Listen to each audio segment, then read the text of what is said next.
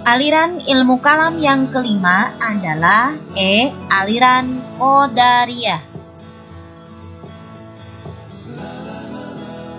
1. Pengertian Qadariyah. Qadariyah secara etimologi berasal dari bahasa Arab, yaitu dari kata qadara yang bermakna kemampuan dan kekuatan.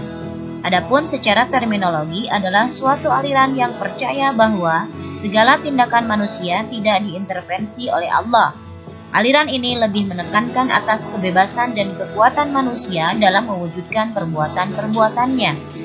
Aliran Qadariyah berpendapat bahwa tiap-tiap orang adalah pencipta bagi segala perbuatannya. Ia dapat berbuat sesuatu atau meninggalkannya atas kehendak sendiri. Menurut Ahmad Yamin, orang-orang yang berpaham Qadariyah adalah mereka yang mengatakan bahwa manusia memiliki kebebasan berkehendak dan memiliki kemampuan dalam melakukan perbuatan.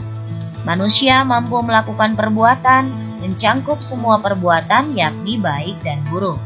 Menurut Ahmad Yamin, ada sebagian pakar teologi yang mengatakan bahwa Qadariyah pertama kali dimunculkan oleh Ma'bad al-Juhaini dan Ghilan al-Dimashqi sekitar tahun 70 Hijriah atau 689 Masehi. Ditinjau dari segi politik, kehadiran mazhab Qadariyah sebagai isyarat menentang politik Bani Umayyah. Karena itu, kehadiran Qadariyah dalam wilayah kekuasaannya selalu mendapatkan tekanan. Bahkan pada zaman Abdul Malik bin Marwan, pengaruh Qadariyah dapat dikatakan lenyap, tapi hanya untuk sementara saja. Sebab dalam perkembangan selanjutnya, ajaran Qadariyah itu tertampung dalam aliran Mu'tazilah. 2. Dasar ajaran Qadariyah. Dalam Al-Quran terdapat ayat-ayat yang dijadikan dasar paham Qadariyah, seperti dalam Quran surat Ar-Ra'd ayat ke-11 yang bunyinya A'udzubillahi minasyaitonirrajim. Bismillahirrahmanirrahim. Innallaha la yughayyiru ma biqaumin hatta yughayyiru ma bi anfusihim. Yang artinya, sesungguhnya Allah tidak merubah keadaan suatu kaum sehingga mereka merubah keadaan diri mereka sendiri. Yang ketiga, doktrin ajaran Qadariyah.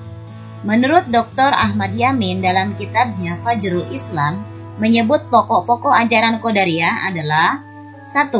Orang yang berdosa besar itu bukanlah kafir dan bukanlah mukmin, tapi fasik, dan orang fasik itu masuk neraka secara kekal.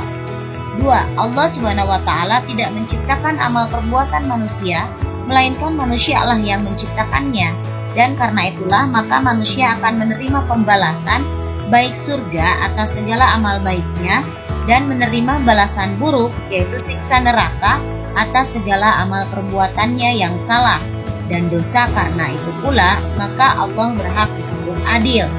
Yang ketiga, kaum Qadariyah mengatakan bahwa Allah itu Maha Esa atau satu dalam arti bahwa Allah tidak memiliki sifat-sifat azali seperti ilmu, qudrat, hayat, mendengar, dan melihat yang bukan dengan zatnya sendiri. Menurut mereka, Allah Subhanahu wa Ta'ala itu mengetahui, berkuasa, hidup, mendengar, dan melihat dengan zatnya sendiri. 4. Kaum Qadariyah berpendapat bahwa akal manusia mampu mengetahui mana yang baik dan mana yang buruk, walaupun Allah tidak menurunkan agama. Sebab katanya segala sesuatu ada yang memiliki sifat yang menyebabkan baik dan buruk.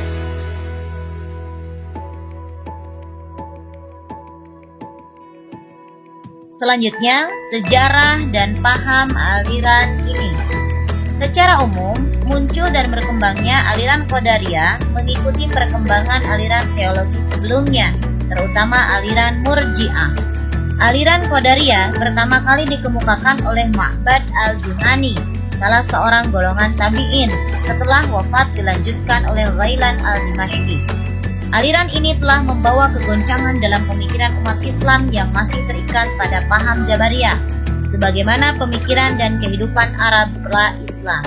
Aliran ini mendapat halangan juga dari Khalifah dinasti Umayyah, Umar bin Abdul Aziz.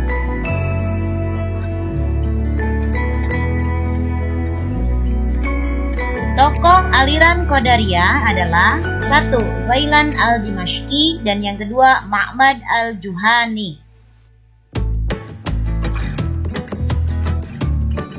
Jadi, kesimpulannya adalah aliran Qadariyah itu adalah aliran yang menganut paham free will. Artinya, adanya kebebasan manusia dalam memilih dan berbuat tanpa campur tangan Tuhan. Keterlibatan Tuhan hanyalah berkaitan dengan penciptaan manusia dengan segala aksesorisnya.